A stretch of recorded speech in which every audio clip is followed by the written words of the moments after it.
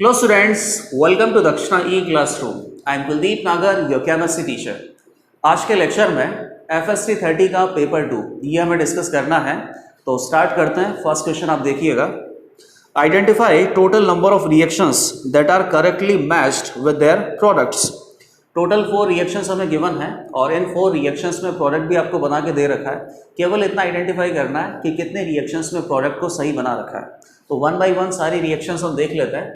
First reaction अभी देखो, first reaction में एल्डिहाइड आपको दिया हुआ है। एल्डिहाइड की रिएक्शन आपको करवानी NaOH बेसिक मीडियम में, कॉन्सेंट्रेटेड NaOH बेसिकली आपको दे रखा है।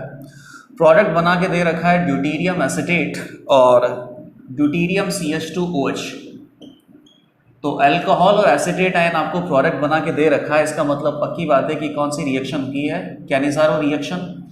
और कैनिज़ारो रिएक्शन में भी प्रोडक्ट यहाँ पर सही है या नहीं है वो तो चेक करना पड़ेगा। सबसे पहले तो आप एल्डिहाइड पे देख लो। एल्डिहाइड में कोई एसिडिक प्रोटॉन मतलब कि अल्फा हाइड्रोजन प्रेजेंट नहीं है। अगर एल्डिहाइड में अल्फा हाइड्रोजन प्रेजेंट होता तो बेसिक मीडियम में यहाँ पे कौन सा रिएक्शन होता, एल्डोल कंडेंसेशन। फिलहाल अल्फा हाइड्रोजन नहीं है तो कैनिज़ारो रिएक्शन होगा। और कैनिज़ारो रिएक्शन का जो मैकेनिज्म है बहुत ही सिंपल है। OH माइनस इस एल्डिहाइड पे अटैक करेगा, पाई बॉन्ड ब्रेक होगा और पाई बॉन्ड ब्रेक होने के बाद वापस से पाई बॉन्ड फॉर्म होता है। रीअरेंजमेंट स्टेप में यहाँ पे या तो हाइड्राइड आयन लीव करता है या deuterium ion, carbon hydrogen bond basically break होता है तो हाइड्राइड आयन पहले लीव करेगा और ये H माइनस सीधा ही अटैक करेगा एल्डिहाइड के सेकंड मॉलिक्यूल पे। यहाँ पे न्यूक्लियोफिलिक एडिशन हो जाएगा। तो यहाँ बेसिकली आपको क्या मिल गया, OH carbon double bond oxygen deuterium, यहाँ पे मिल गया hydrogen O minus T। Alkoxide ion है और यहाँ पे कार्बोक्सिलिक एसिड है। यहीं पे बेसिकली प्रोटॉन एक्सचेंज हो जाएगा। Alkoxide ion is a very very good base, it will extract acidic proton from carboxylic acid. तो ड्यूटीरियम कार्बोक्सिलेट आपको मिला है प्लस CH2DOH, ये अल्कोहल में कन्वर्ट हो गया। एल्डिहाइड में कार्बन डबल बॉन्ड ऑक्सीजन था और इससे आपको कार्बोक्सिलिक एसिड भी मिलता है, अल्कोहल भी मिलता है। तो बेसिकली एल्डिहाइड मॉलिक्यूल का ऑक्सीडेशन भी होता है, रिडक्शन भी होता है। Cannizzaro reaction is a disproportionation reaction, ये आपको ऑलरेडी पता है।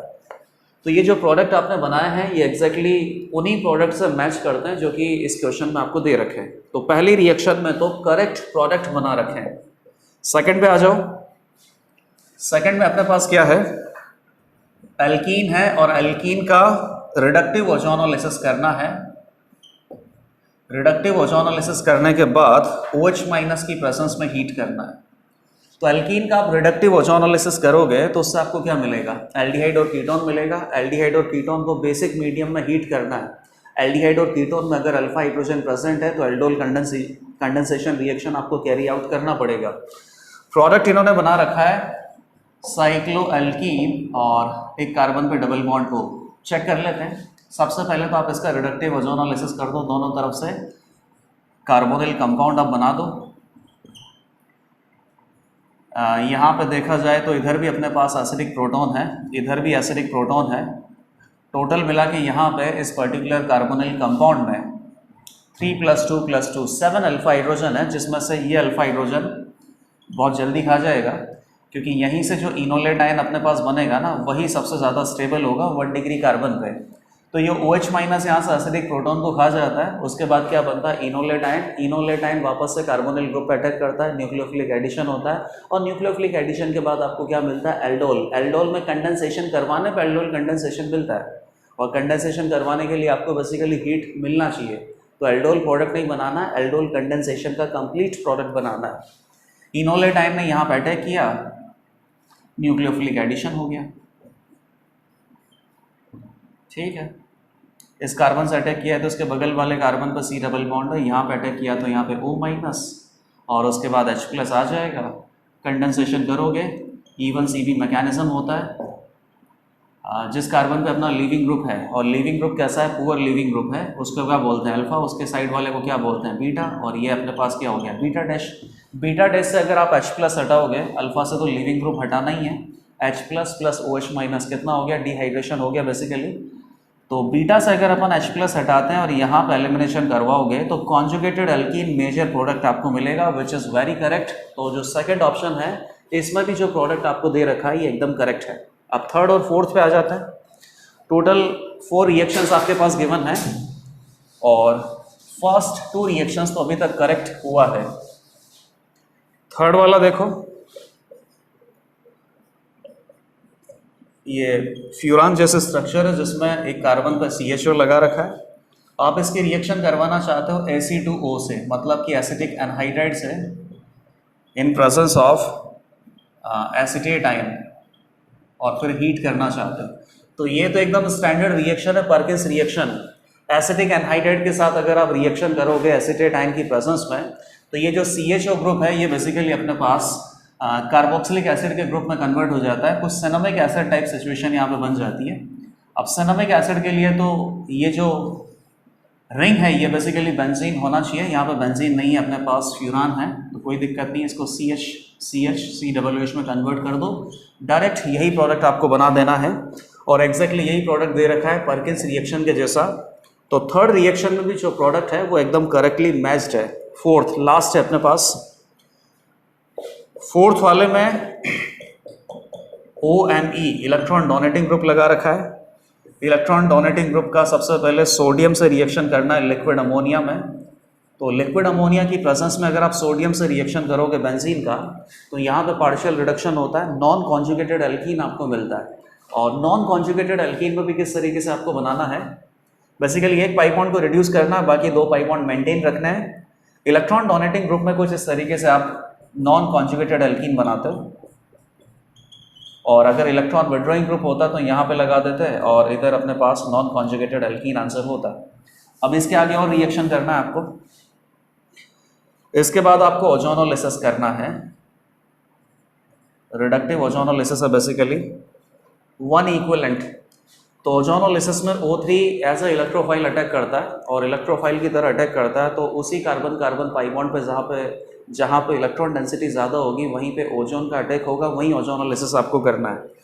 तो बेसिकली OMe के थ्रू यहाँ पे प्लसम लग रहा है, इस कार्बन कार्बन पाई बॉन्ड पे इलेक्ट्रॉन डेंसिटी ज़्यादा है, यहीं पे आप ओजोनोलिसिस कर दो,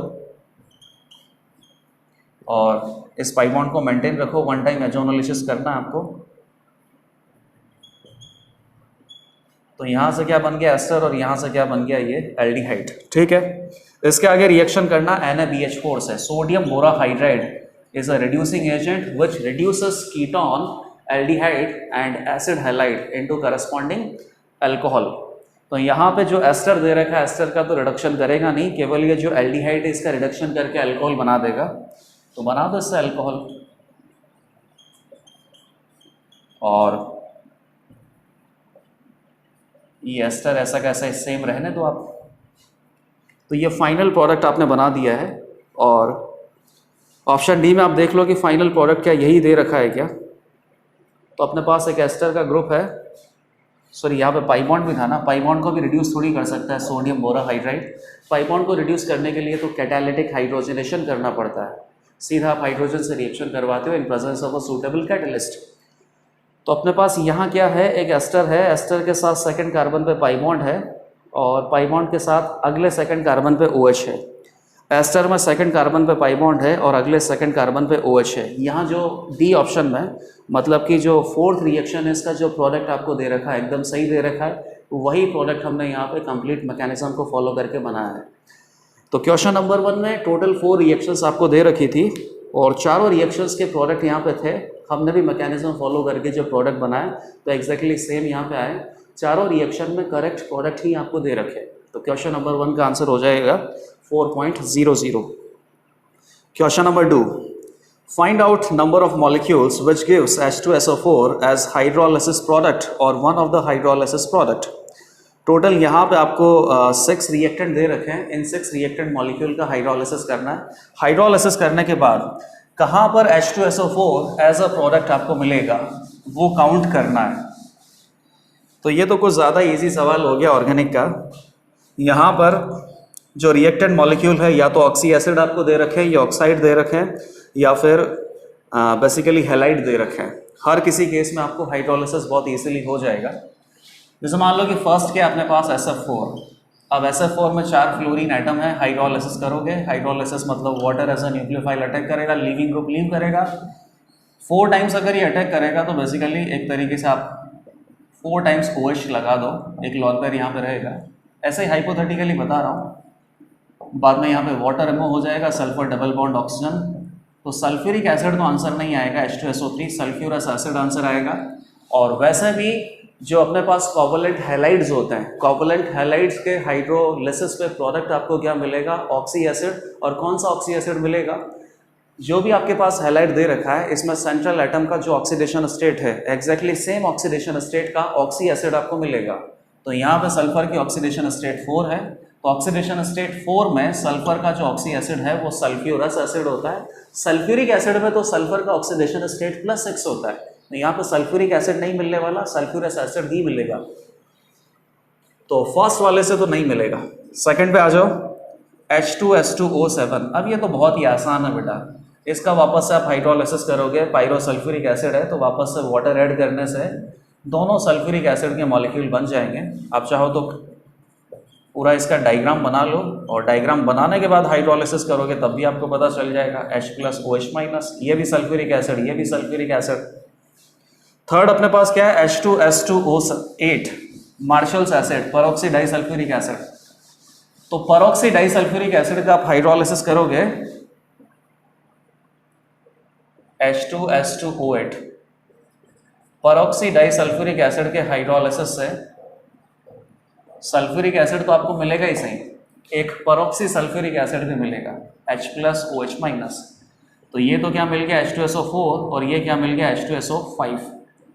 और अगर आप इसका फर्दर हाइड्रोलिसिस करते हो तो यहाँ से क्या मिल जाएगा, H2SO4 + H2O2 as one of the product sulphuric acid हमें मिला है। तो अभी तक टोटल 2 ऑप्शन तो आंसर हैं।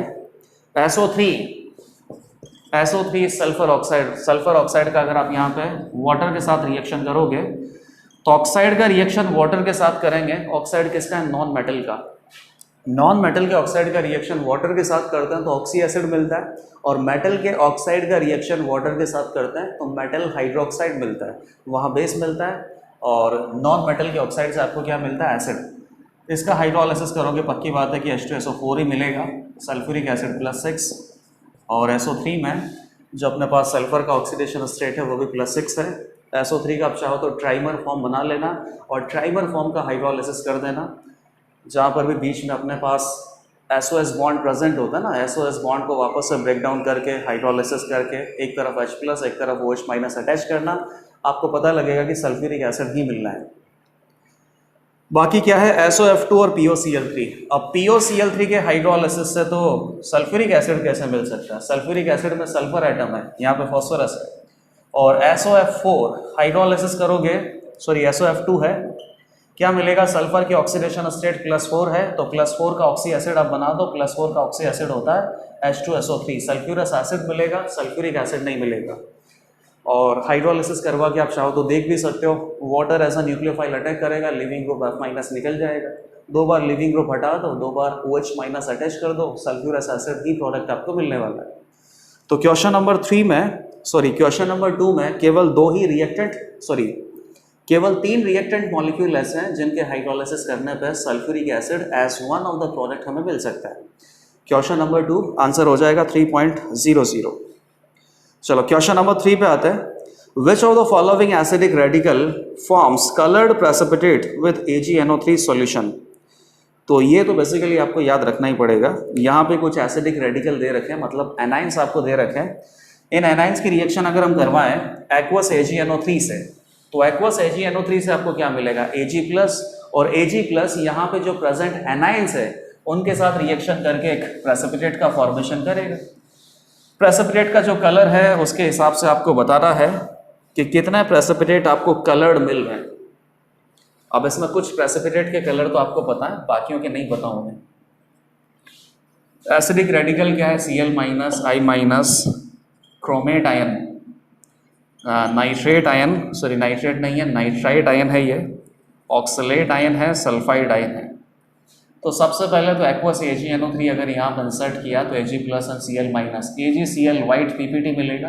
पहली बात तो सबसे जो सिल्वर का कंपाउंड यहाँ पे बनेगा वो कंपाउंड वाटर में इनसॉल्युबल होगा या स्पेरिंगली सॉल्युबल होगा, तो बेसिकली PPT तो आपको मिलेगा।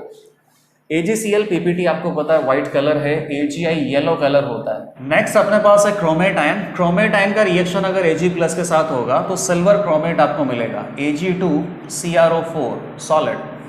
अब सिल्वर क्रोमेट का क्या कलर होता है, अगर मान लीजिए कि आपको नहीं भी पता है तो थोड़ा बहुत आप गैस कर सकते हो। जैसे कि आपने डी ब्लॉक में पढ़ा है कि क्रोमेट आयन का जो कलर है वो कैसा होता है, येलो।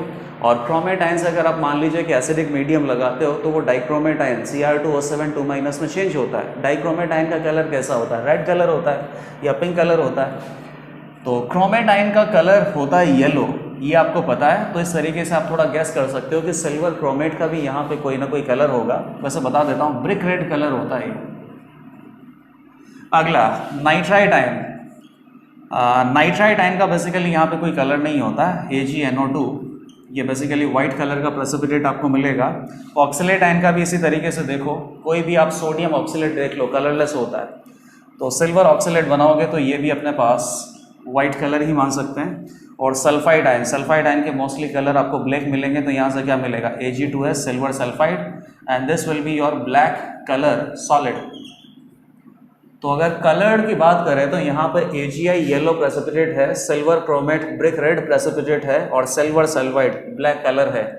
टोटल 3 एसिडिक रेडिकल ऐसे हैं जो कि Ag+ के साथ कंबाइन होने के बाद एक प्रेसिपिटेट बनाएंगे, और उस प्रेसिपिटेट का पर्टिकुलर कोई ना कोई कलर होगा।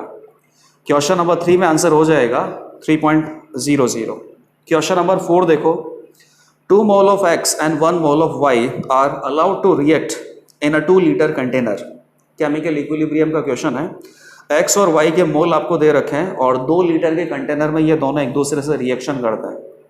When equilibrium is reached, following reaction occurs: 2x plus y that is equal to z, all are gaseous at 300 Kelvin. If the mole of z at equilibrium is 0.5, then what is the equilibrium constant Kc? R की value आपको use करनी है 0.08 litre ATM Kelvin पर मोल। तो equilibrium constant Kc की value आपको बतानी है। पहले आप ये देख लो कि सारी रिएक्शंस अपने पास क्या हैं, मतलब रिएक्शंस में जो स्पीशीज है उनके टाइम t इक्वल टू 0 पे क्या कॉन्सेंट्रेशन है, और इक्विलिब्रियम कांस्टेंट अगर आपको बताना है तो उसके लिए उसका एक्सप्रेशन लिखना पड़ेगा। एक्सप्रेशन में सारी स्पीशीज की इक्विलिब्रियम कॉन्सेंट्रेशन की वैल्यू पुट करनी होती है, तो सीधा फिर अपने पास Kc का वैल्यू आता है 2x plus y that is equal to z, all are gaseous, सभी गैस हैं। 2 लीटर का कंटेनर है, इसका 2 मोल है, इसका 1 मोल है, तो 2 मोल डिवाइडेड बाई 2 लीटर, ये 1 मोलर है, और 1 मोल डिवाइडेड बाई 2 लीटर, तो ये हाफ मोलर है। ये 0 है, time t equal to 0, time t equal to equilibrium अगर अप्रोच करते हैं तो लेट अस से कि इसमें से कुछ मोल यहाँ पे डिसोशिएट होंगे और उसके कुछ मोल बनेंगे। जितना भी मोल डिसोशिएट होंगे उसके हिसाब से इसकी जो मोलर कॉन्सेंट्रेशन है उसमें डिक्रीमेंट आएगा। इसमें से अगर 1 मोल जाता है, सॉरी इसमें से अगर 2 मोल डिसोशिएट होते हैं तो इसमें से 1 मोल डिसोशिएट होगा और इसका 1 मोल बनेगा। तो चेक करो, लेट अस से कि 1 माइनस 2x अगर इसको करें तो यहाँ 0.5 माइनस x हो जाएगा। 2x मोल डिसोशिएट हुआ, x मोल डिसोशिएट हुआ, तो इसका कितना बनेगा, x मोलर कॉन्सेंट्रेशन। अब आगे देखते हैं, if the mole of z at equilibrium is 0.5, z के जो मोल है इसने 0.5 दे रखे हैं इक्विलिब्रियम पे, मोल दे रखे हैं, मोलर कॉन्सेंट्रेशन नहीं दे रखा है। तो ऐसा करते हैं कि मोल से पहले ये सॉल्व कर लेते हैं, मोलर कॉन्सेंट्रेशन के लिए वॉल्यूम का डिवाइड हम बाद में कर लेंगे। इसके कितने मोल हैं, 2, इसके कितने मोल हैं, 1, इसका कितना है 0। 2 में से मान लो कि 2x गया तो 1 में से x जाएगा, इसका कितना बनेगा x की वैल्यू आपको दे रखी है 0.5, तो ये कितना बचेगा 0.5 मोल, और ये कितना बचेगा 1.0 mole. Now Kc was concentration of z raised to power 1 divided by concentration of x raised to power 2 concentration of y raised to power 1। Concentration के लिए क्या करना पड़ेगा, मोल अपॉन वॉल्यूम। तो वॉल्यूम अपने पास कितना है 2 लीटर, y कितना हो गया बेटा 0.5 raised to power 2 raised to power 1, और x अपने पास कितना हो गया 1/2 रेस्ट टू पावर 2। ये तो कट गया, 1/4 हो गया, 4 ऊपर चला जाएगा, तो यहाँ से इक्विलिब्रियम कांस्टेंट Kc का वैल्यू आ जाएगा 4.0। क्वेश्चन नंबर 4 केमिकल इक्विलिब्रियम का एक बहुत ही आसान सा क्वेश्चन था। क्वेश्चन नंबर 5 पे आ जाओ। अब ये जो क्वेश्चन नंबर 5 है ये सही से आपको दे नहीं रखा है, इसमें जो इसका लैंग्वेज लिखा हुआ है ना, क्वेश्चन बेसिकली कंप्लीट नहीं लिखा हुआ है, तो इसको आप सॉल्व तो कर ही नहीं सकते। क्वेश्चन नंबर 5 को स्किप करो, क्वेश्चन नंबर 6 पे आ जाओ। Question number 6, how many compounds when react with NaHCO3 to give effervescence of CO2। अब एकदम स्टैंडर्ड क्वेश्चन है ये GOC2 का। GOC2 में आपने ये एकदम स्टैंडर्ड क्वेश्चन पढ़ा ही है कि कोई भी ऑर्गेनिक कंपाउंड्स आपको दिए जाते हैं और out of these how many compounds can react with sodium bicarbonate और how many organic compounds will give positive test with sodium bicarbonate. तो सोडियम बाइकार्बोनेट अपने पास क्या एक तरीके से Na plus HCO3 minus, HCO3 minus मतलब क्या हो गया, बेस हो गया। और बेस इसलिए हो गया, एसिड भी हो सकता है HCO3 माइनस, एम्फीप्रोटिक सब्सटेंस होता है। लेकिन मैं यहाँ पे बेस क्यों बोल रहा हूँ, क्योंकि जितने भी कंपाउंड मुझे दिए जाते हैं ना उन सब में एसिडिक प्रोटोन होता है। तो ये जो बाइकार्बोनेट आयन है ये एज अ बेस एक्ट करता है और एसिड में से एसिडिक प्रोटोन को निकालता है। HCO3 minus will extract H plus two form H2CO3 and H2CO3 is nothing but H2O plus CO2। तो CO2 गैस यहाँ पे बाहर निकलती है, CO2 का एफरवेसेंस आपको दिखाई देता है। अब ये रिएक्शन पॉसिबल होगी तभी तो CO2 मिलेगा। पॉसिबल कब होगी, वो फिजिबिलिटी ऑफ रिएक्शन से आप पता करते हो कि जो भी आपके पास गिवन एसिड है वो प्रोडक्ट में बनने वाले एसिड से ज़्यादा स्ट्रांग होना चाहिए। तो प्रोडक्ट में कौन सा एसिड बनता है, H2CO3, और गिवन एसिड आपके पास क्या हो गया, HA। This should be much more acidic in comparison to H2CO3। Result आपका क्या आता है, H2CO3 की शक्ल बना लो, H2CO3 की शक्ल में आप देख लो COOH है। तो रिजल्ट आपका क्या बनता है कि कोई भी आपके पास जो कार्बोक्सिलिक एसिड दे रखा है या कार्बोक्सिलिक एसिड से ऊपर वाला एसिड अगर दे रखा है तो ये सारे के सारे कंपाउंड सोडियम बाइकार्बोनेट के साथ पॉजिटिवली रिएक्ट करेंगे, क्योंकि जितने भी कंपाउंड आपको दिए होंगे उसकी एसिडिक स्ट्रेंथ H2CO3 से ज़्यादा निकलेगी। यहाँ पे कोई भी COOH हो तब भी एसिडिक स्ट्रेंथ H2CO3 से ज़्यादा होगी, क्योंकि यहाँ पर H2CO3 में COOH के एसिडिक स्ट्रेंथ को OH का प्लस M कम कर रहा है। तो कम से कम यहाँ पे जो COOH है उसके साइड में OH का प्लस M तो नहीं होगा। तो by default given carboxylic acid की जो एसिडिक स्ट्रेंथ है वो H2CO3 से ज़्यादा होगी। That means this will give positive test with sodium bicarbonate. अब आइडेंटिफाई कर लेते हैं। ट्रिक मैंने आपको ऑलरेडी बता रखी है, वापस से सारा कुछ एक्सप्लेन करने का जरूरत नहीं था। क्वेश्चन नंबर 6 में फर्स्ट अल्कोहल दे रखा है, नहीं करेगा। Second sulphonic acid, very very acidic. Sulphonic acid is actually much more stronger acid in comparison to carboxylic acid. तो जब कार्बोक्सिलिक एसिड सोडियम बाइकार्बोनेट के साथ पॉजिटिव रिएक्शन दे सकता है तो सल्फोनिक एसिड तो देगा बेटा। थर्ड अपने पास alkyl chloride, alkyl chloride is not an acid. अगला अपने पास एल्डिहाइड, नॉट एन एसिड। अगला अपने पास कार्बोक्सिलिक एसिड देगा और अगला अपने पास alkane, alkane is not an acid. तो केवल दो ही कंपाउंड ऐसे हैं जो सोडियम बाइकार्बोनेट के साथ पॉजिटिव रिएक्शन करेंगे, और पॉजिटिव रिएक्शन करेंगे तो ऑब्जर्वेशन आपको क्या मिलेगा, effervescence of CO2 gas. Question number 6 2.00 ये आंसर हो गया। Question number 7, number of compounds which on acidic hydrolysis gives carboxylic acid as one of their products। तो यहाँ पे बहुत सारे कंपाउंड दे रखे हैं और इन कंपाउंड का हाइड्रोलिसिस अगर हम करें तो कार्बोक्सिलिक एसिड मिलना चाहिए। कार्बोक्सिलिक एसिड में कोई भी मिल सकता है, formic acid, acetic acid, propanoic acid, butanoic acid, कोई भी कार्बोक्सिलिक एसिड मिल सकता है। तो एकदम सीधा सीधा हिंट है बेटा, कार्बोक्सिलिक एसिड की रिएक्शन आप किसी और से करते हो तो क्या बनता है, कार्बोक्सिलिक एसिड डेरिवेटिव। और कार्बोक्सिलिक एसिड डेरिवेटिव का वापस से अगर आप हाइड्रोलिसिस करोगे तो वापस से कार्बोक्सिलिक एसिड बन जाएगा। तो सिंपल सी बात है कि यहाँ पे आपको एक ऐसा सबस्ट्रेट मॉलिक्यूल खोजना है जो कि कार्बोक्सिलिक एसिड डेरिवेटिव है, जिसको कार्बोक्सिलिक एसिड से बनाया गया होगा। अगर आप उस कार्बोक्सिलिक एसिड का कार्बोक्सिलिक एसिड डेरिवेटिव का वापस से हाइड्रोलिसिस करोगे तो फिर वापस से आपको कार्बोक्सिलिक एसिड मिलेगा। तो ये तो बहुत आसान है। CH3CN, ऑफ कोर्स CN का हाइड्रोलिसिस करोगे कार्बोक्सिलिक एसिड मिलता है। क्या प्रोडक्ट यहाँ पे मिलेगा, acetic acid. Carbon triple bond nitrogen acidic medium में करेंगे, यहाँ पे डेल्टा नेगेटिव है, यहाँ पे डेल्टा पॉजिटिव है, तो यहाँ पे H प्लस आएगा 3 टाइम्स, यहाँ पे OH माइनस आएगा 3 टाइम्स, और एक कार्बन पे 3 OH अनस्टेबल होंगे, तो बाकी के जो 2 OH हैं उनमें कंडेंसेशन होकर वाटर मॉलिक्यूल निकल जाएगा, जिससे कि कार्बन डबल बॉन्ड ऑक्सीजन आ जाएगा और एक OH ऑलरेडी अटैच्ड है तो COOH बनेगा बेसिकली। सेकंड अपने पास क्या है, आइसोसाइनाइड। यहाँ से भी आपको फॉर्मिक एसिड मिलेगा, CH3CONH2 अमाइड, कार्बोक्सिलिक एसिड और अमाइन आपको मिलेगा। CH3COCl एसिड हैलाइड बेटा एसिड मिलेगा, और HCl हेलोजन एसिड आपको मिल जाएगा।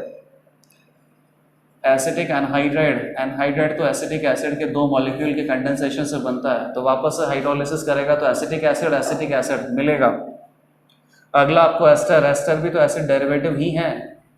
हाइड्रोलिसिस करोगे तो एस्टर किससे बनता है? कार्बोक्सिलिक एसिड और अल्कोहल से। तो वापस से आपको क्या मिलेगा? अल्कोहल और कार्बोक्सिलिक एसिड। तो अभी तक तो जितने भी कंपाउंड मैंने यहाँ पे लिस्ट किए हैं ना, हर किसी से आपको कार्बोक्सिलिक एसिड मिल रहा है जब इन कंपाउंड्स का आप हाइड्रोलिसिस करते हो। तो टोटल 5 तो हो गए बेटा। एल्डिहाइड से नहीं मिलेगा क्योंकि एल्डिहाइड का तो हाइड्रोलिसिस पॉसिबल ही नहीं है। एल्डिहाइड में कोई लिविंग ग्रुप तो प्रेजेंट नहीं है और एल्डिहाइड को कार्बोक्सिलिक एसिड से बनाया भी नहीं जाता है। अल्कोहल का हाइड्रोलिसिस नहीं होता है, कीटोन का हाइड्रोलिसिस नहीं होता है, ईथर का हाइड्रोलिसिस नहीं होता है। हो गए खत्म। तो एक तो एसिड हैलाइड से मिलेगा, अमाइड से मिलेगा, एस्टर से मिलेगा, एनहाइड्राइड से मिलेगा, साइनाइड से मिलेगा, आइसोसाइनाइड से मिलेगा। Total 6 substrate molecule are given in question number 7 which upon hydrolysis gives carboxylic acid as one of their products. Question number 7 का आंसर हो गया 6.00. Question number 8. Find number of complexes which have at least one 5-membered chelate ring formed by 2 carbon atom, 2 nitrogen atom and 1 central atom. तो बहुत specific chelate ring आपको बनाना है, बहुत ही specific. पहली बात तो 5 मेंबर्ड कीलेट रिंग होनी चाहिए जिसमें से एक मेंबर तो अपने पास सेंट्रल मेटल एटम हो गया, बाकी 2 कार्बन और 2 नाइट्रोजन। तो ये कीलेट रिंग कौन सा लिगेंड बना सकता है? देखते हैं। सारे लिगेंड आपको नोटिस करने पड़ेंगे। ये ज़रूर एक अच्छा क्वेश्चन है जिससे कि आपको लिगेंड के बारे में वापस से पता चल जाएगा। हर किसी लिगेंड का नाम, उसके ऊपर क्या चार्ज है, उसकी क्या डेंसिटी है और उसका स्ट्रक्चर क्या है। 5 मेंबर्ड कीलेट रिंग अगर आपको बनाना है तो सेंट्रल मेटल एटम हो गया, कुछ इस तरीके से अपने पास लिगेंड होना चाहिए। 1 2 3 4 5 मेंबर्ड रिंग बन जाएगा जिसमें से नाइट्रोजन एटम भी है, कार्बन एटम भी है और सेंट्रल मेटल एटम भी है। अब चेक करो ऐसा कोई लिगेंड आप जानते हो क्या? जैसे ऐसा जो लिगेंड है, सीधी बात तो यही लिगेंड हो गया पहला तो, इथाइलिन डाइअमाइन। इथाइलिन डाइअमाइन, क्या ऐसा लिगेंड आपको दे रखा है क्या? फर्स्ट कॉम्प्लेक्स में EDTA लिगेंड है। तो EDTA लिगेंड में 5 मेंबर्ड रिंग कुछ इस टाइप का बनेगा क्या? बिल्कुल बनेगा बेटा। Ethylene diamine tetra acetate, ethylene diamine tetra acetate. तो 4 तो ऑक्सीजन एटम डोनर होता है ये, लेकिन बाकी 2 नाइट्रोजन एटम डोनर भी तो होता है ये।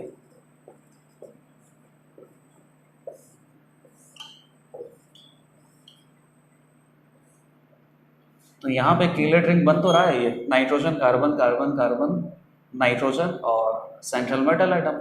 यहाँ पे टोटल कीलेट रिंग अपने पास कितना बन रहा है? जो लिगेंड है उसकी डेंसिटी अगर 6 है तो 6 कोऑर्डिनेट बॉन्ड बनेंगे तो कीलेट रिंग कितने बनेंगे? 5। और इन 5 कीलेट रिंग में से एक कीलेट रिंग ऐसा है जिसमें 2 कार्बन, 2 नाइट्रोजन और एक सेंट्रल एटम है। तो पहले कॉम्प्लेक्स में तो गिवन कंडीशन सेटिस्फाई हो रहा है, पहला कॉम्प्लेक्स तो अपना आंसर आ ही गया है।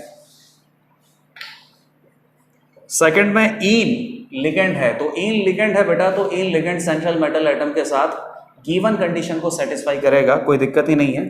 अगला ग्लाइसनेटो है, ग्लाइसनेटो से ऐसा नहीं होगा क्योंकि ग्लाइसनेटो में अपने पास O डोनर होता है और N डोनर होता है।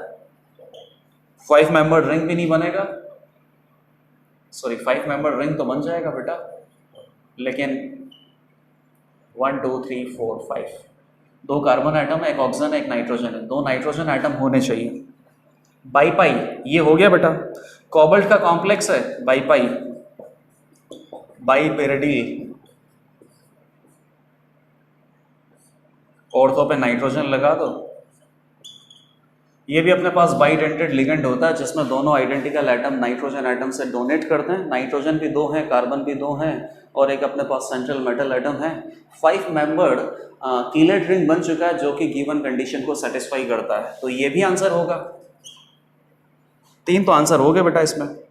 ऑक्सलेट आयन में तो O एटम डोनर होता है ना, ऑक्सलेट आयन में तो O एटम डोनर होता है, तो 5 मेंबर्ड कीलेट रिंग तो बनेगा लेकिन उसमें 2 नाइट्रोजन एटम नहीं होंगे। और लास्ट अपने पास क्या है? कोबाल्ट का एक कॉम्प्लेक्स है जिसमें अमोनिया, अमोनिया है लिगेंड और डाईईन भी तो लिगेंड है, तो डाईईन है, ईन नहीं है। डाईईन क्या होता है? डाईइथाइलिन ट्राइअमाइन।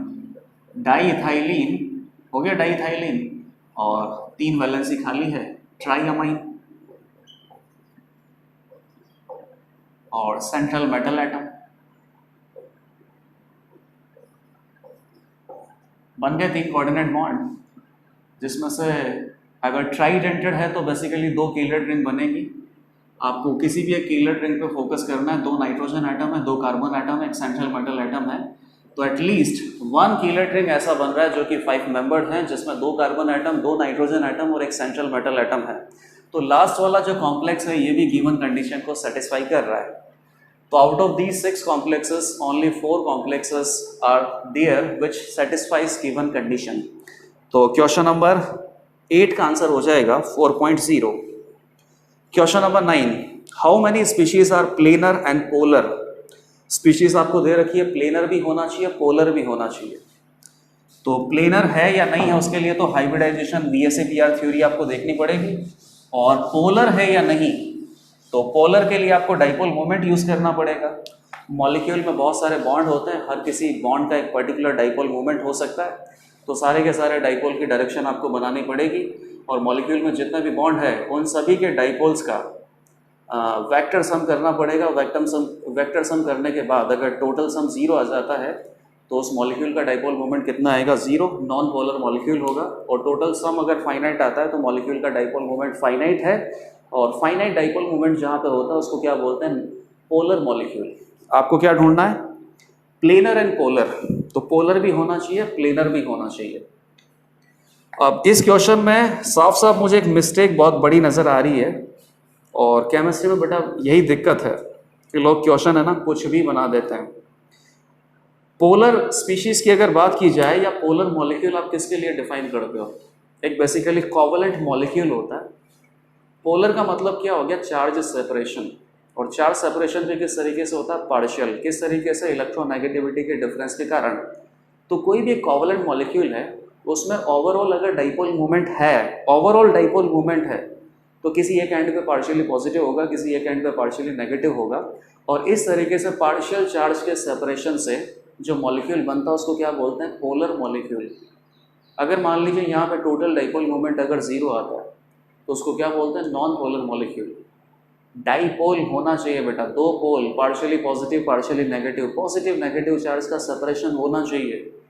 तो ये जो पोलर है या नॉन पोलर टर्म है, ये बेसिकली कोवलेंट मॉलिक्यूल के लिए डिफाइन किया जाता है। किसी आयनिक स्पीशीज मतलब कि आयंस के लिए पोलर क्या बोलना बेटा?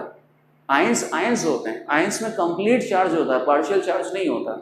और आयंस में बेसिकली या तो कैटायन होता है या एनायन होता है। नेचर में कैटायन और एनायन अलग से तो एग्जिस्ट कर नहीं सकते, अपने खुद के हिसाब से तो एग्जिस्ट नहीं कर सकते। कैटायन अगर प्रेजेंट है तो वो एनायन की विसिनिटी में पक्का होगा। आयनिक कंपाउंड होता है, तो आयनिक कंपाउंड या आयंस के लिए जो पोलर टर्म है या जो नॉन पोलर टर्म है, इसका कोई मीनिंग बनता ही नहीं है। तो यहाँ पे इस क्वेश्चन में जितनी भी आयनिक स्पीशीज आपको दे रखी है, जितने भी आयंस आपको दे रखे ना, आप ऐसा करो उन सबको क्वेश्चंस में से हटा ही दो, क्योंकि उनके लिए पोलर या नॉन पोलर बोलना फीजिबल भी नहीं है और सूटेबल भी नहीं है। बाकी की जो कोवलेंट स्पीशीज आपको दे रखी है उन कोवलेंट मॉलिक्यूल में जाके देख लो कि कितने प्लेनर हैं और कितने पोलर हैं।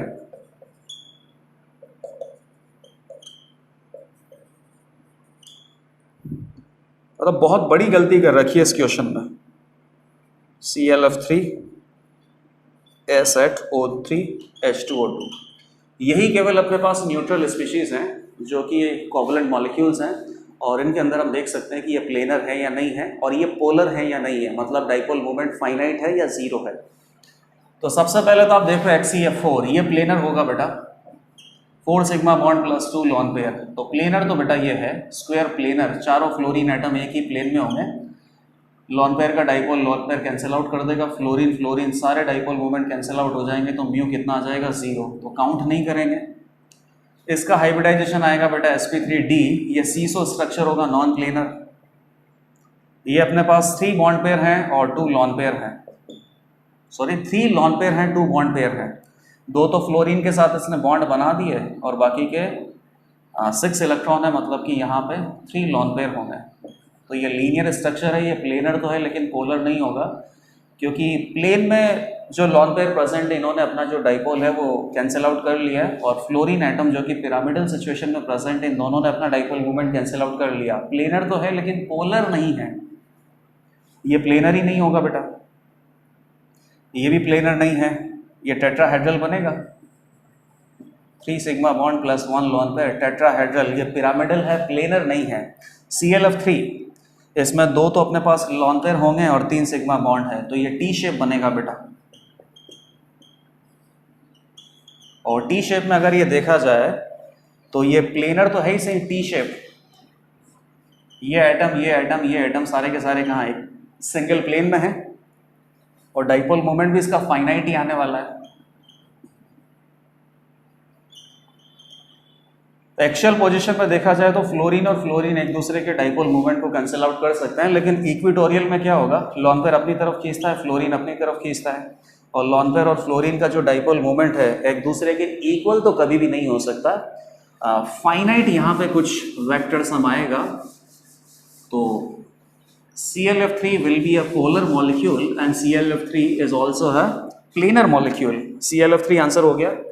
S8 क्राउन शेप होता है बेटा इसका, क्राउन शेप मतलब ये क्या है, नॉन प्लेनर है, हटा दो इसको। O3 में 3 ही एटम है बेटा, और जहां पे 3 ही एटम होते हैं केवल, पक्की बात है कि वो स्पीशीज तो प्लेनर है ही सही, 3 एटम को मिला के आप ट्राइंगुलर प्लेन तो बना ही सकते हो, प्लेनर ये है, और ये पोलर जरूर होता है। इसमें आप कैसे सोचो, बिना स्ट्रक्चर बनाए अगर आप सोचो तो आपको क्या लगेगा कि सर O3 में ऑक्सीजन ऑक्सीजन एटम के बॉन्ड होंगे, oxygen atom is very similar to oxygen atom, कोई पोलर बॉन्ड तो है ही नहीं सर, यहाँ पे इलेक्ट्रोनेगेटिविटी का डिफरेंस नहीं है, सारे बॉन्ड नॉन पोलर है, नॉन पोलर बॉन्ड का जो डाइपोल मूवमेंट है वो कितना होता है, 0। सभी डाइपोल मूवमेंट 0 का अगर आप वेक्टर सम करोगे तो 0 ही आएगा, आपको ऐसा लग रहा है, लेकिन ऐसा बिल्कुल भी नहीं है। लुईस डॉट स्ट्रक्चर अगर आप बनाओगे तो बीच वाले ऑक्सीजन एटम के ऊपर फॉर्मल चार्ज आएगा +1, साइड वाले ऑक्सीजन एटम के ऊपर फॉर्मल चार्ज आएगा -1, तो 2 पोल्स यहाँ पे प्रेजेंट है, Q × D डाइपोल मूवमेंट यहाँ पे है, प्लेनर भी है और पोलर भी है। 0.56 के करीब इसका D में डाइपोल मूवमेंट भी आता है, और H2O2 is not planar. H2O2 का कैसा शेप होता है बेटा, बुक शेप होता है, बुक।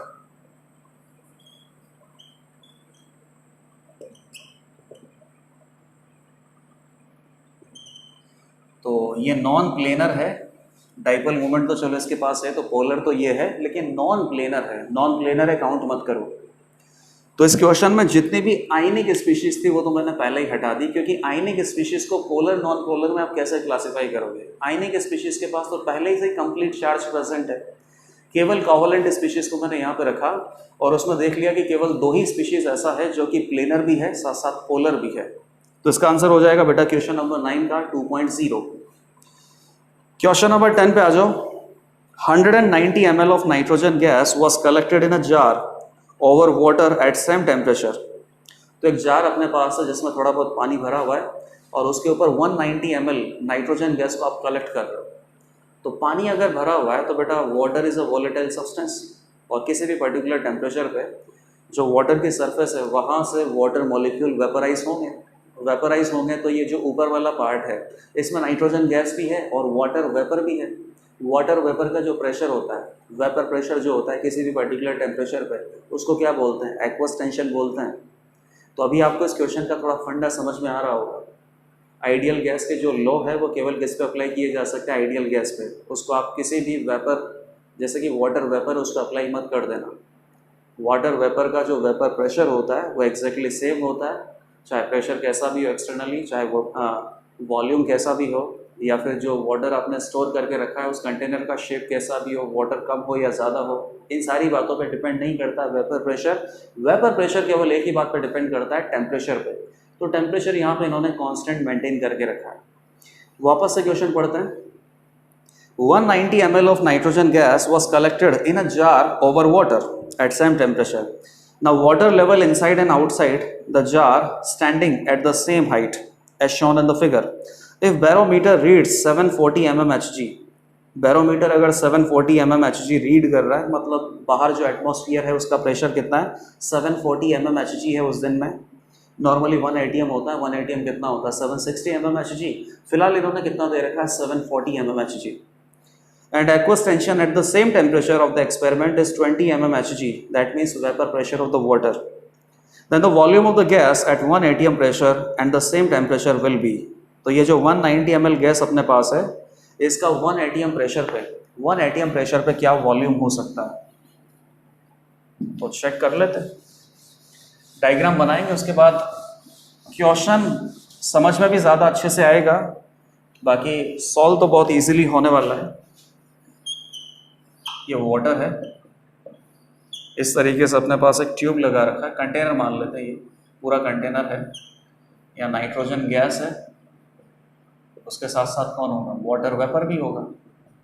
अभी बोल रहा है कि आउटसाइड और इनसाइड वाटर लेवल सेम है, वाटर लेवल सेम है मतलब पानी ऐसे कुछ चढ़ा नहीं है।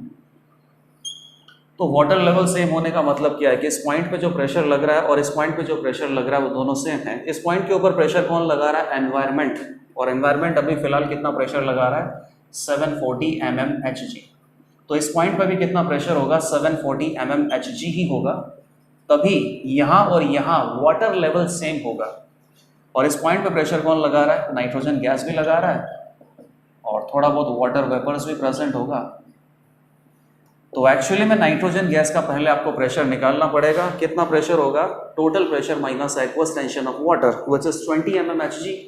तो नाइट्रोजन गैस का जो प्रेशर है ये कितना है 720 mmHg, और नाइट्रोजन गैस का जो वॉल्यूम है इस पर्टिकुलर प्रेशर पे वो 190 ml है, टेम्परेचर कुछ पर्टिकुलर है। अब इसने क्या बोला है कि यहाँ से सारी जो नाइट्रोजन गैस है इसका वॉल्यूम निकालो 760 mmHg, मतलब कि 1 atm है।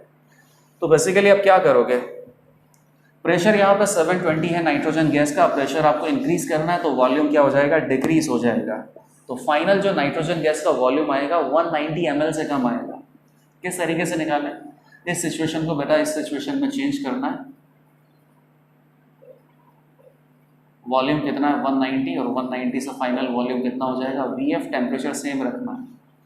तो कैसे कर सकते हैं, टेम्परेचर सेम रखना है तो बॉयल्स लॉ लगा दो, P1 V1 that is equal to P2 V2, या इन सारे लॉज को वैसे आप याद मत रखना, आप तो सीधा सिंपल एक लॉ लगाया करो कि पहले वाला जो सिचुएशन है वहाँ पर जो नंबर ऑफ मोल हैं और फाइनली जो सिचुएशन है वहाँ पे नंबर ऑफ मोल क्या होंगे, सेम होंगे। नाइट्रोजन गैस के जो नंबर ऑफ मोल है वो सेम है, नाइट्रोजन गैस कहीं पे भी कंटेनर में से एस्केप नहीं कर रहा है।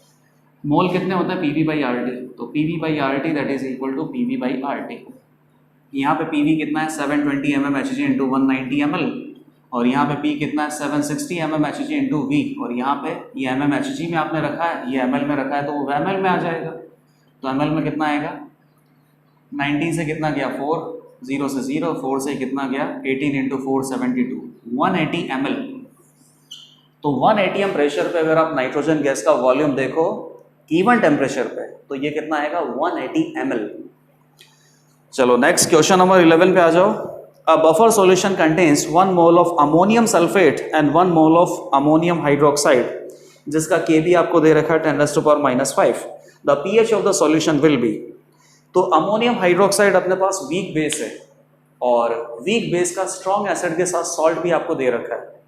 Ammonium hydroxide is a weak base, strong acid क्या हो गया H2SO4। तो H2SO4 और अमोनियम हाइड्रोक्साइड का अगर सॉल्ट बनाएंगे OH minus will consume H plus, हटा दो, अमोनियम आयन बचेगा, सल्फेट आयन बचेगा, अमोनियम सल्फेट। स्ट्रॉन्ग बेस आपके पास है और स्ट्रॉन्ग बेस का वीक बेस अपने पास है और वीक बेस का स्ट्रॉन्ग एसिड के साथ सॉल्ट है, तो सॉल्ट प्लस वीक बेस ये अपने पास क्या बन गया, बेसिक बफर। तो बेसिक बफर आपको गिवन है, बेसिक बफर में पीएच का फॉर्मूला आपको आता है, सीधा फॉर्मूला अप्लाई करना है बेटा और आंसर है। अब यहाँ पे थोड़ी सी एक ट्रिक है लेकिन वो भी मैं बता देता हूँ। NH4OH और क्या है, ammonium sulphate, this is 1 mole and this is 1 mole, okay. और किसी पर्टिकुलर V लीटर के कंटेनर में ये प्लेस्ड है, इसका Kb कितना है 10⁻⁵, तो Pkb कितना हो जाएगा 5 minus log of Kb minus log of 10⁻⁵ which is equal to 5। Basic buffer में pOH का फॉर्मूला आता है which is what, Pkb plus log salt by base. Base.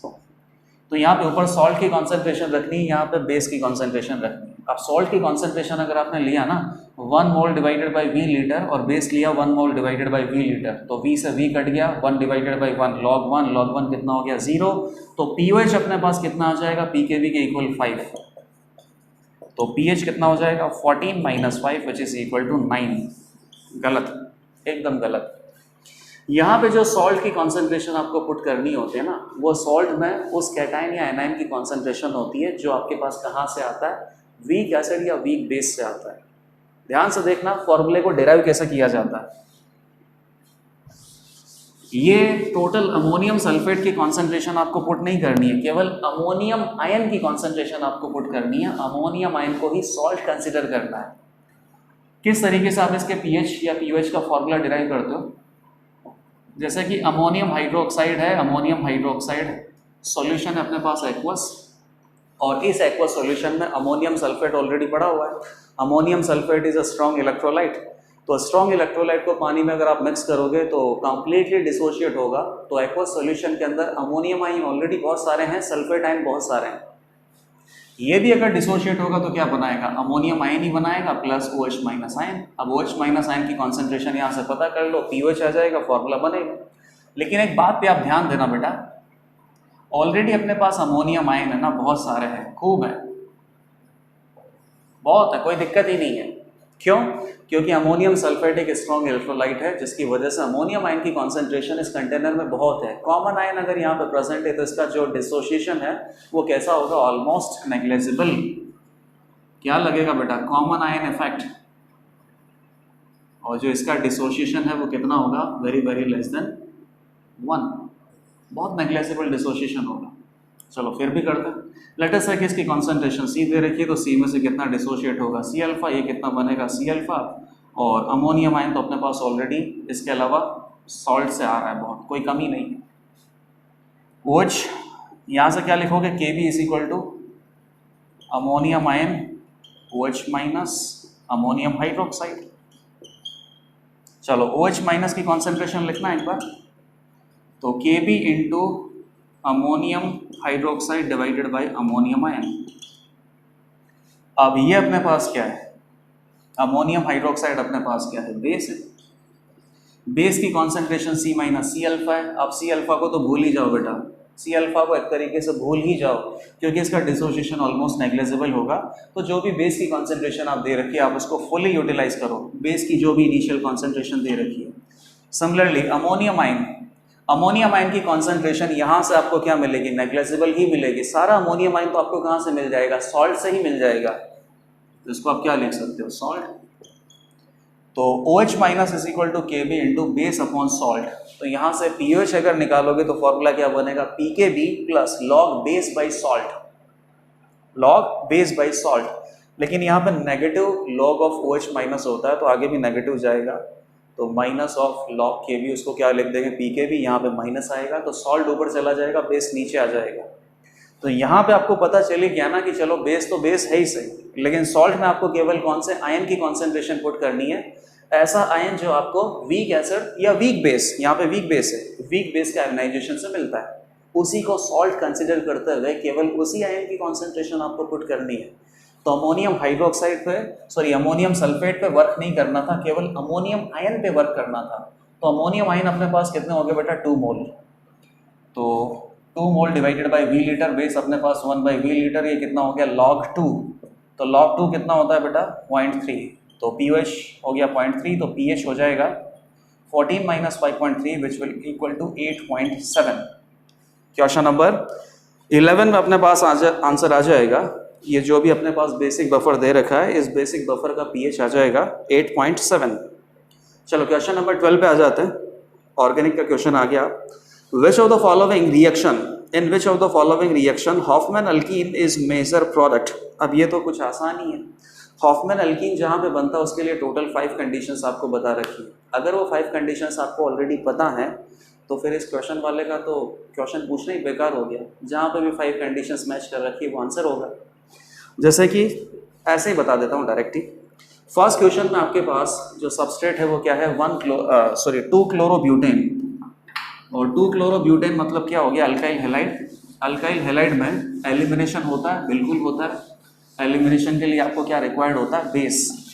और स्ट्रॉन्ग बेस की प्रेजेंस में कौन सा एलिमिनेशन होता है, E2। E2 एलिमिनेशन में जनरली कौन से प्रोडक्ट आपको मिलते हैं, Saytzeff alkene. More substituted alkene is found in major amount. जबकि आपको यहाँ क्या करना है, हॉफमैन अल्कीन बनाना है, मतलब कि less substituted alkene should be found in major amount.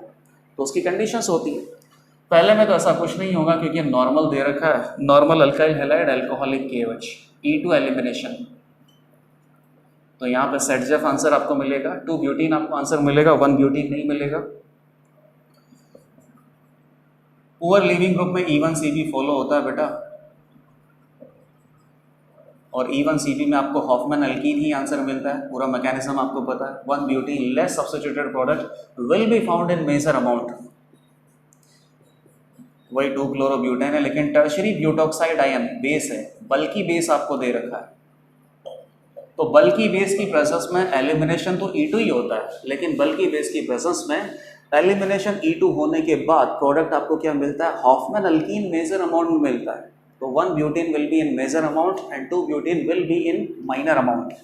Leaving group is alpha, adjacent carbon is beta. Beta से मेजर आएगा, बीटा डैश से माइनर आएगा। और लास्ट अपने पास क्या है, tetra alkyl ammonium ion. Tetra alkyl ammonium ion को बेस की प्रेजेंस में आपको हीट करना है। यहाँ पे नॉर्मली E2 एलिमिनेशन ही होता है, लेकिन प्रोडक्ट आपको क्या मिलता है, हॉफमैन अल्कीन। तो 1 butene will be obtained and 2 butene will be obtained in very very minor amount.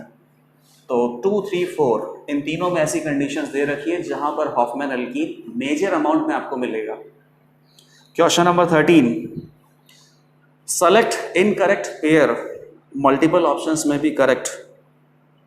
और ये जो चारों ऑप्शंस आपको दे रखे हैं ना, ये बेसिकली आइसोमरिज्म से रिलेटेड हैं। फर्स्ट अपने पास 2 अमाइंस दे रखी हैं और ये दोनों अमाइन चेन आइसोमर है।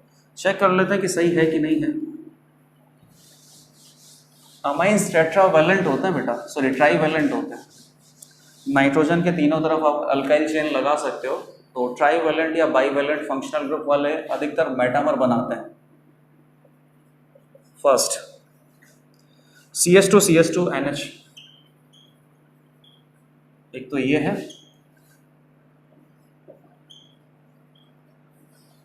तो सेकेंडरी अमाइन का एग्जांपल है, सेकेंडरी अमाइन दोनों में है तो फंक्शनल ग्रुप आइसोमर तो होंगे नहीं। चेन अपने पास कितने कार्बन का है, 3 कार्बन का, और जो फंक्शनल ग्रुप है वो फर्स्ट कार्बन पे लगा हुआ है, वो सेकंड कार्बन पे लगा हुआ है। तो ये पोजीशन आइसोमर होंगे, चेन तो नहीं होंगे। तो पहला गलत है। सेकंड अपने पास क्या है, C double bond O COCl। तो फंक्शनल ग्रुप क्या हो गया, एसिड हैलाइड, और ये सब्स्टिट्यूएंट बन जाएगा। ये आपके पास क्या दे रखे हैं, पोजीशन आइसोमर, कि आपने इस ग्रुप को उठा के यहाँ पे लगा दिया है ना, इस कार्बन एटम से इस कार्बन एटम पे लगा दिया। तो सबको लगेगा कि सर आपने जो प्रिंसिपल फंक्शनल ग्रुप है उसका पोजीशन चेंज कर दिया। पोजीशन चेंज करने से क्या बनते हैं, पोजीशनल आइसोमर। बिल्कुल गलत है। पोजीशन चेंज करने से पोजीशन आइसोमर बनते हैं, लेकिन उसके पहले क्या देख लेना, चेन की लेंथ। अगर चेन की लेंथ ही चेंज हो गई तो चेन आइसोमर, और चेन की लेंथ सेम है, पोजीशन केवल चेंज हुआ है तो पोजिशनल आइसोमर। तो यहाँ पे चेन की लेंथ क्या है, 1 कार्बन 2 कार्बन 3 कार्बन 4 कार्बन। यहाँ पे चेन की लेंथ क्या है, 1 carbon 2 carbon 3 carbon 4 carbon 5 carbon. ये चेन आइसोमर है, पोजीशन आइसोमर नहीं है। Third, these are metamers. यहाँ पे पॉलीवैलेंट फंक्शनल ग्रुप में बाईवैलेंट फंक्शनल ग्रुप कीटोन दे रखा है। कीटोन की एक तरफ पैराक्लोरोफिनाइल और एक तरफ पैराब्रोमोसाइक्लोहेक्साइल, और इसी को चेंज करके इन्होंने क्या कर दिया, बेवकूफ़ बना दिया। पैराक्लोरोफिनाइल इधर लगा दिया और पैराब्रोमोसाइक्लोहेक्साइल इधर लगा दिया। तो आप देख लो ये दोनों एकदम सेम ही तो है, इनमें कोई स्ट्रक्चरल कनेक्टिविटी थोड़ी चेंज हुआ है। कीटोन अपने पास एक ऐसा पॉलीवैलेंट फंक्शनल ग्रुप है जिसके दोनों साइड जो ग्रुप आपने लगाए हैं ना, लेफ्ट से राइट पटक दिया, राइट से लेफ्ट पटक दिया। तो ऐसा करने से स्ट्रक्चरल कनेक्टिविटी में कोई चेंज ही नहीं आया, वो दोनों सेम ही है, मेटामर नहीं होंगे। स्ट्रक्चरल कनेक्टिविटी में चेंज आएगा तो स्ट्रक्चरल आइसोमर बनेंगे, और स्ट्रक्चरल आइसोमर के अंदर कौन से होंगे, चेन होगा, पोजीशन होगा, मेटामर होगा, टोटोमर होगा, वो सब पता करेंगे। लेकिन फिलहाल तो स्ट्रक्चरल कनेक्टिविटी ही सेम है। Question number 4, sorry question number 13 का option 4, anti form is most stable form of ethane 1,2 diol. ये एकदम गलत है बेटा। इथेन 1,2 डाइऑल ये किसको रिजेंबल करता है? इस तरीके से CH2 और CH2 पे आपने ए ग्रुप लगा रखे हैं, बेसिकली ब्यूटेन के जैसा है ना। अगर ए और ए अपने पास CH3 और CH3 है, इसके कॉन्फॉर्मेशनल आइसोमर हम बनाते हैं तो टोटल 4 डिफरेंट कॉन्फॉर्मेशनल आइसोमर बनते हैं। एक होता है एंटी फॉर्म, एक होता है गॉश फॉर्म, एक पार्शियली इक्लिप्स्ड और एक इक्लिप्स्ड। एंटी फॉर्म में क्या होगा? बिगर ग्रुप बहुत ऑपोजिट साइड होंगे 180 के एंगल पे। बिगर ग्रुप एक ऊपर होगा, एक नीचे होगा। बहुत दूर होंगे तो इनके बीच में स्टेरिक रिपल्शन कम होगा, टॉर्शनल रिपल्शन कम होगा। दोनों टाइप के रिपल्शन कम होंगे, स्टेबिलिटी इंक्रीज होगा। तो सबको पता है कि एंटी फॉर्म की जो स्टेबिलिटी है ज़्यादा है, गॉश की कम है, पार्शियली इक्लिप्स्ड की कम है और इक्लिप्स्ड की तो सबसे ही कम है बेटा। लेकिन कभी कभी क्या होता है कि गॉश की जो स्टेबिलिटी वो एंटी से आगे चले जाती है, एक्सेप्शन है। कब होगा बेटा ऐसा? This is anti and this is gosh. 60 पे जो एंगल होता है वो कौन सी फॉर्म है? गॉश फॉर्म है। गॉश फॉर्म की स्टेबिलिटी एंटी से ज़्यादा चला जाए तो ऐसा तो केवल तब हो सकता है कि जब गॉश में इन दोनों ग्रुप्स को रहने से कोई फ़ायदा है। तो फ़ायदा क्या होता है कि या तो इसके ऊपर पॉजिटिव और इसके ऊपर नेगेटिव हो, पॉजिटिव नेगेटिव को पास में रहना ही पसंद है, तो उस केस में गॉश की स्टेबिलिटी ज़्यादा हो जाएगी। या फिर ये क्या हो, और ये ग्रुप दोनों कुछ ऐसे ग्रुप हों जिनकी वजह से इंट्रामोलिकुलर हाइड्रोजन बॉन्डिंग बन सके। तो इंट्रामोलिकुलर हाइड्रोजन बॉन्डिंग बनेगी तो भी गॉश फॉर्म 60 डिग्री पे ही बन सकती है, एंटी में तो बन नहीं सकती। इंट्रामोलिकुलर हाइड्रोजन बॉन्डिंग अगर होगा तो यहाँ पे गॉश फॉर्म की स्टेबिलिटी बढ़ जाएगी। तो यहाँ पे OH और OH इंट्रामोलिकुलर हाइड्रोजन बॉन्डिंग कर सकते हैं, तो यहाँ पे जो गॉश फॉर्म की स्टेबिलिटी है वो एंटी से ज़्यादा होगी। तो फोर्थ ऑप्शन भी इनकरेक्ट है। क्वेश्चन नंबर 13 का आंसर हो जाएगा 1 2 3 4, चारों ही इनकरेक्ट है। चलो क्वेश्चन 14 पे आ जाते हैं। टोटल 17 क्वेश्चन है इसमें। Question number 14, which of the following complexes और आयंस आर पैरामैग्नेटिक। अब ये कोऑर्डिनेशन कंपाउंड का क्वेश्चन आ गया। 4 कोऑर्डिनेशन कॉम्प्लेक्सेस हमें दे रखे हैं और आइडेंटिफाई कर लो कि कौन सा पैरामैग्नेटिक डायमैग्नेटिक है। तो वही है कि सेंट्रल मेटल एटम का कॉन्फ़िगरेशन आप लिखोगे, कॉन्फ़िगरेशन में देखोगे कि डी सबशेल में कितने इलेक्ट्रॉन हैं, उन इलेक्ट्रॉन को अच्छे से भरोगे। इलेक्ट्रॉन भरते समय अगर अनपेयर्ड इलेक्ट्रॉन मिल गया तो पैरामैग्नेटिक, अनपेयर्ड इलेक्ट्रॉन अगर नहीं मिला तो डायमैग्नेटिक। पहला क्या हो गया? NiCO4। Ni की ऑक्सीडेशन स्टेट है 0, 28 नंबर पे आता है तो 4s2 3d8 होगा। सबसे पहले तो आउटर शेल के इलेक्ट्रॉन इनर शेल में जाएंगे। अब आउटर शेल खाली हो गया, 4p0 4d0, कोऑर्डिनेशन नंबर 4 है। 4 एम्प्टी ऑर्बिटल चाहिए तो 4 एम्प्टी ऑर्बिटल ले लेगा। यहाँ तक जो इलेक्ट्रॉन है निकल के वो तो सारे के सारे पेयर्ड हैं और 3d सबशेल में टोटल 10 इलेक्ट्रॉन की जगह होती है, 10 इलेक्ट्रॉन भरे हैं तो सब पेयर्ड ही होंगे। सारे इलेक्ट्रॉन पेयर्ड हैं, sp3 हाइब्रिडाइजेशन है, diamagnetic. MnCl4 minus Mn 25 number पे आता है, Mn2 प्लस है ये, तो 18 प्लस 4s2 3d5 होगा। 4s2 हटा दिया तो 18 plus 3d5 4s0 4p0 4d0। Hybridisation तो निकालता रहूँगा, कोऑर्डिनेशन नंबर 4 है, वीक फील्ड है, पक्की बात है कि हाइब्रिडाइजेशन sp3 ही आएगा, लेकिन उससे मुझे कोई मतलब नहीं है। यहाँ तक Mn की इलेक्ट्रॉनिक कॉन्फ़िगरेशन में 18 इलेक्ट्रॉन तो पेयर्ड होते हैं, बाकी 3d सबशेल में 5 फिल करने हैं। 5 फिल करने हैं, ऑड नंबर है, कैसे भी फिल कर लो, एक इलेक्ट्रॉन तो अनपेयर्ड मिल ही जाएगा, पैरामैग्नेटिक। मतलब कि पूरा सही से इलेक्ट्रॉनिक कॉन्फ़िगरेशन फिल करके नहीं दिखाऊंगा ना तब भी आंसर आ जाएगा, because odd electrons are present in 3d subshell. अगला क्या है बेटा? K4FeCN6। तो ये क्या हो गया? Fe2 plus. Fe कितना होता है? 26 नंबर पे, तो 26 पे क्या होता है? 3d6 और Fe2 प्लस है तो आउटर शेल में से 2 इलेक्ट्रॉन हटा दो, 4s0 4p0 4d0। यहाँ तक तो इलेक्ट्रॉन सारे के सारे पेयर्ड होते हैं। 3d सबशेल में आपको 6 इलेक्ट्रॉन फिल करने हैं। 6 इलेक्ट्रॉन फिल करने से शायद पेयर्ड भी हो सकता है, अनपेयर्ड भी हो सकता है, तो यहाँ पे ज़रूर आपको CFT यूटिलाइज करना पड़ेगा।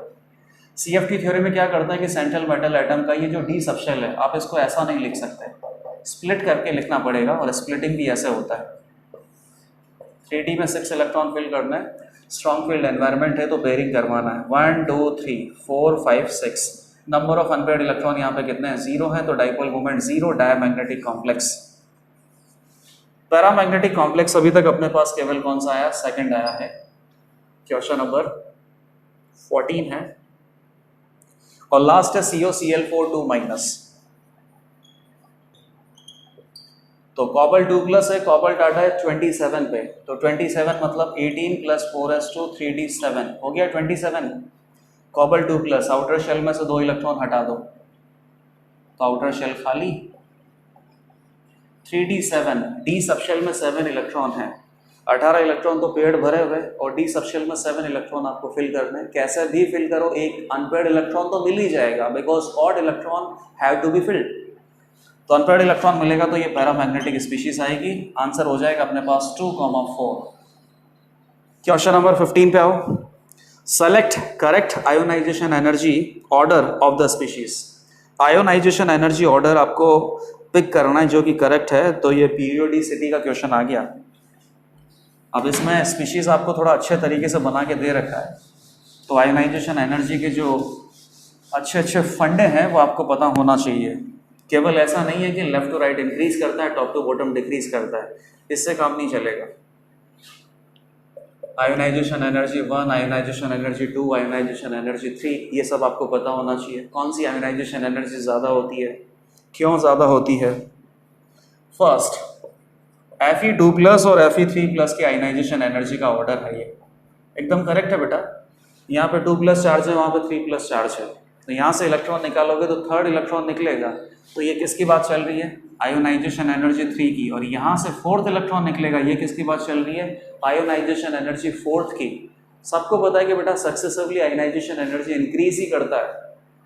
कैटाइनिक चार्ज जितना ज़्यादा होगा ना, उस स्पीशीज में से अगर आप इलेक्ट्रॉन निकालोगे तो बहुत मेहनत करनी पड़ेगी, आयोनाइजेशन एनर्जी बहुत ज़्यादा देना पड़ेगा। क्यों? क्योंकि जितना ज़्यादा कैटाइनिक चार्ज होगा Z इफेक्टिव ज़्यादा होगा, Z इफेक्टिव ज़्यादा होगा, आयोनाइजेशन एनर्जी ज़्यादा होगी। ये तो मतलब एकदम सिंपल है। नाइट्रोजन और ऑक्सीजन में IE2 ज़्यादा होगा ना, ये नाइट्रोजन ऑक्सीजन IE2 कंपैरिजन करना, तो एक इलेक्ट्रॉन हटा दो, ये P3 से कितना हो गया P2, और ये क्या होता है P4 से कितना हो गया P3। कोई एक्सेप्शन नहीं है, नॉर्मल ऑर्डर है। लेफ्ट टू राइट जाते हैं तो आयोनाइजेशन एनर्जी इंक्रीज करता है, तो इंक्रीज करता है तो करेगा बेटा। तो नाइट्रोजन प्लस या ऑक्सीजन प्लस में से इलेक्ट्रॉन निकालेंगे तो ऑक्सीजन प्लस में से इलेक्ट्रॉन निकालना मुश्किल होगा, इसकी सेकंड आयोनाइजेशन एनर्जी ज़्यादा होगी ऑक्सीजन की। एक्सेप्शन कहाँ आता है बेटा, पीरियड में, P3 और P4 कॉन्फ़िगरेशन में। थर्ड, टेलियम और इंडियम में इंडियम की ज़्यादा है, तो boron, aluminium, gallium, indium, thallium top to bottom जाने पे डिक्रीज करता है, तो डिक्रीज करवा देते हैं। एक्सेप्शन आता है इंडियम टेलियम में, एल्यूमिनियम गैलियम में।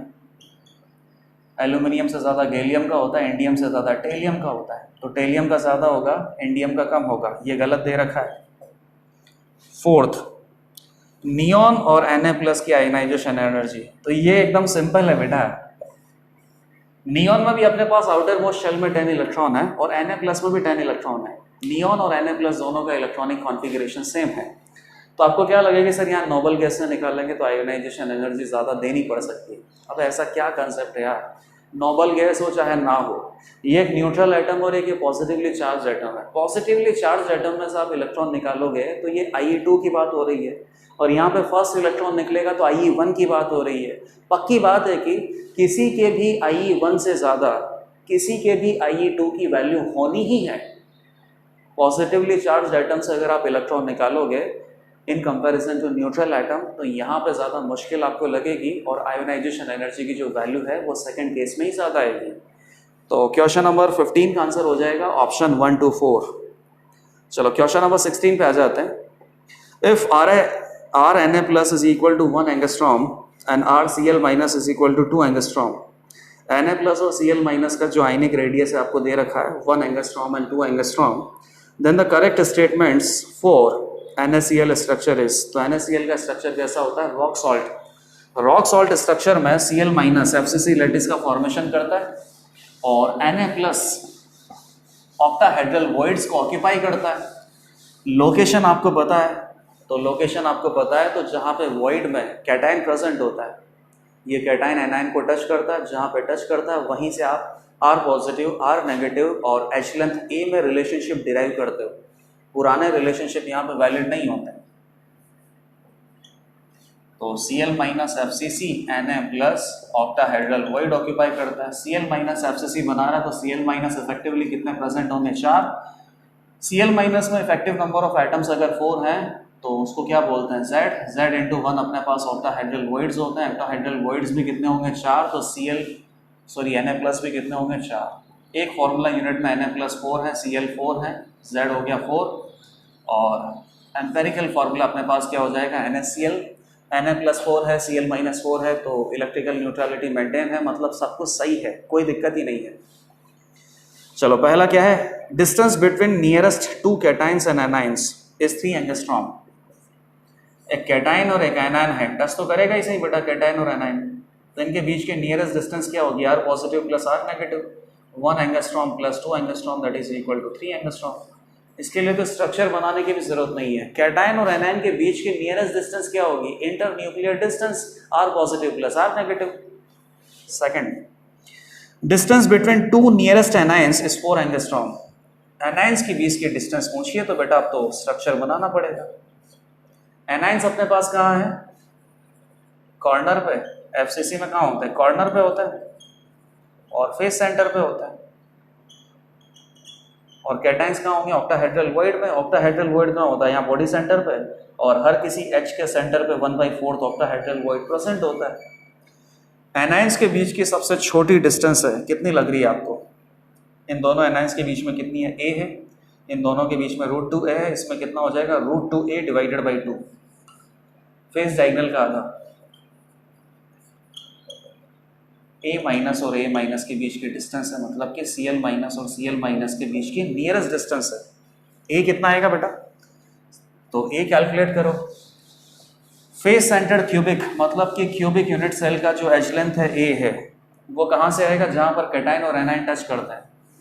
तो कैटाइन अपने पास ऑक्टाहेड्रल वॉइड में, एक एच में ऑक्टाहेड्रल वॉइड यहाँ होता है सेंटर। ये कॉर्नर पे अपने पास एनाइन प्रेजेंट है और ऑक्टाहेड्रल वॉइड एच के सेंटर पे प्रेजेंट होता है, यहाँ कैटाइन प्रेजेंट है। क्या आ रहा है? A is equal to RCl minus 2RNA plus and RCl minus. तो कैटाइन और एनाइन की रेडियस का double, 1 angstrom plus 2 angstrom into double, 6 angstrom. तो Cl माइनस और Cl माइनस के बीच का नियरेस्ट डिस्टेंस कितना हो जाएगा? √2a/2 which is equal to 6/√2, 3√2 angstrom. तो फर्स्ट ऑप्शन सही था, सेकंड गलत है। थर्ड पे आ जाता है। Edge length of NaCl unit is 3 angstrom. गलत है बेटा, 6 एंगस्ट्रॉम है। Fourth, distance between 2 nearest Na plus, मतलब 2 nearest cation is 3√2 angstrom. 2 nearest cation, तो 2 नियरेस्ट कैटाइन कहाँ से आएंगे अपने पास? ये जो अपने पास बॉडी डायगोनल पे एकदम सेंटर पे जो ऑक्टाहेड्रल वॉइड है और एच सेंटर पे जो ऑक्टाहेड्रल वॉइड है, ये नियरेस्ट कैटाइन ही तो है। या फिर 2 एजेस के सेंटर पे जो कैटाइन है, ये डिस्टेंस, ये कितना है बेटा? a/2। ये कितना? a/2, तो ये डायगोनल हो जाएगा, कितना हो जाएगा? a²/4 प्लस a²/4 का रूट, तो a²/2 हो जाएगा और अंडर रूट कितना हो जाएगा? a/√2। तो नियरेस्ट कैटाइंस के बीच का डिस्टेंस भी क्या आएगा बेटा? a/√2। तो ये भी कितना हो जाएगा? 3√2 एंगस्ट्रॉम। e की वैल्यू 6 एंगस्ट्रॉम पुट कर लो। Fourth option is correct. 1 and 4th option are correct, 2 and 3 are incorrect. Question number 16 हो गया। क्वेश्चन नंबर 17 पे आ जाओ। For the reaction A equal to B, reactant है A, प्रोडक्ट है B। डस्टर,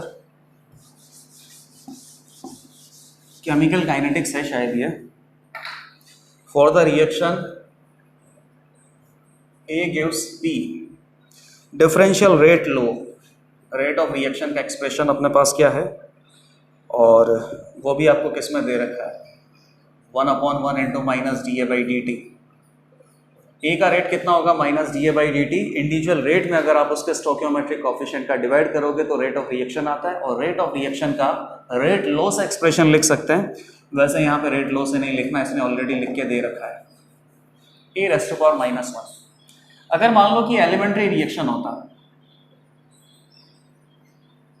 तो elementary reaction is a single step reaction, उसमें यही रिएक्टेंट है, यही प्रोडक्ट है, और रिएक्टेंट के सामने जो स्टोकियोमेट्रिक कोफिशिएंट लगा होता है वही अपने पास ऑर्डर होता है।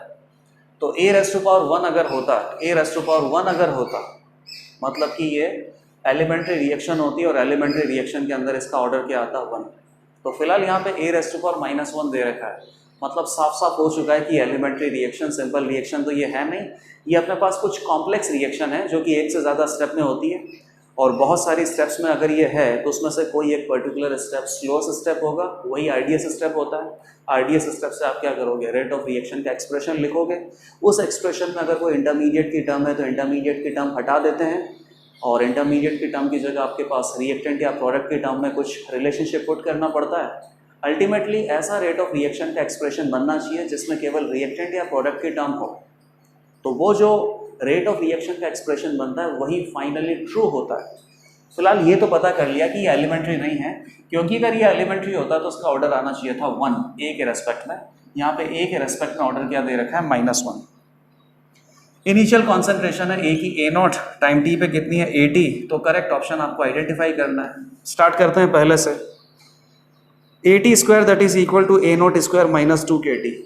तो इंटीग्रेटेड रेट लो आपको बनाना है, minus D A by D T is equal to K into A raise to power -1। यहाँ डिवाइड में जाएगा तो ऊपर चला जाएगा, ये माइनस इधर चला जाएगा, माइनस के डी टी, ये हो जाएगा ए स्क्वायर बाई 2, A0 से लेके 80, और ये कितना हो जाएगा डी टी, तो टी हो जाएगा 0 से टी, तो ये तो हो गया के टी, ये हो गया 80 स्क्वायर माइनस A0, 1/2 तो कॉमन आ जाएगा, उधर 2 चला गया, A0 स्क्वायर, तो A0 square sorry 80 square minus A0 square that is equal to -2 KT। तो 80 स्क्वायर इज इक्वल टू कितना हो जाएगा A0 square -2 KT। First option is correct. Second, half life T half is equal to this much, calculate कर लेते हैं। Half life पे क्या होगा, half of the reactant has reacted, that means half of the reactant has been left. 80 कितना हो जाएगा, initial concentration minus reacted concentration, reacted concentration will be half, तो 80 हो जाएगा A0/2। 80 square is equal to A0 square minus 2 KT। इसकी जगह put कर देता हूँ A0/2 का स्क्वायर, तो 1/4, 1 में से 1/4 जाएगा 3/4 A0 square that is equal to 2 KT, और T को T हाफ से इंडिकेट कर दो, तो T हाफ कितना हो जाएगा 1/2 के इंटू 3/4 A0 स्क्वायर, तो 3/8 के आएगा ये, और इन्होंने क्या दे रखा है 3/4 के into A0 square. Second option incorrect हो गया। Third, completion time for this particular reaction is A0 square by 2K। Completion time में क्या होगा, जो फाइनल कॉन्सेंट्रेशन है रिएक्टेंट की वो 0, तो 80 स्क्वायर को आप 0 पुट कर दो बेटा, 80 स्क्वायर को 0 पुट कर देंगे तो minus A0 square that is equal to -2 KT। तो A0 square by 2K which is equal to T 100%। Time of completion आ जाएगा A0 स्क्वायर बाई 2K। तो सी ऑप्शन भी करेक्ट है, पहला करेक्ट है, सेकंड इनकरेक्ट, थर्ड करेक्ट है, और last the reaction must be complex. तो एकदम बिल्कुल सही है बेटा, रिएक्शन कॉम्प्लेक्स ही होना चाहिए, तभी जाके यहाँ पे रेट एक्सप्रेशन में ए रेज़ टू पावर -1 आ सकता है। अगर रिएक्शन एलिमेंट्री होता तो एलिमेंट्री रिएक्शन में तो क्या होता है, इस साइड लेफ्ट साइड जो दिया होता है वही रिएक्टिंग स्पीशीज होती है, और reacting species he rate of expression के टर्म में आते हैं, और रिएक्टिंग स्पीशीज की जो पावर मतलब कि जो ऑर्डर आपको यूज़ करनी होती है वो स्टोकियोमेट्रिक कोफिशिएंट की इक्वल होता है। तो 1 है, यहाँ पे क्या दे रखा है -1। रिएक्शन एलिमेंट्री नहीं है, रिएक्शन सिंपल नहीं है, ये रिएक्शन कैसा होगा, कॉम्प्लेक्स रिएक्शन होगा, और कॉम्प्लेक्स रिएक्शन एक से ज़्यादा स्टेप में कंप्लीट होता है। तो एक से ज़्यादा स्टेप में अगर कंप्लीट होगा तो बीच में इंटरमीडिएट भी बनेंगे। तो इस तरीके से हमने जो FST 30 है इसका पेपर 2 कम्प्लीटली डिस्कस कर लिया है।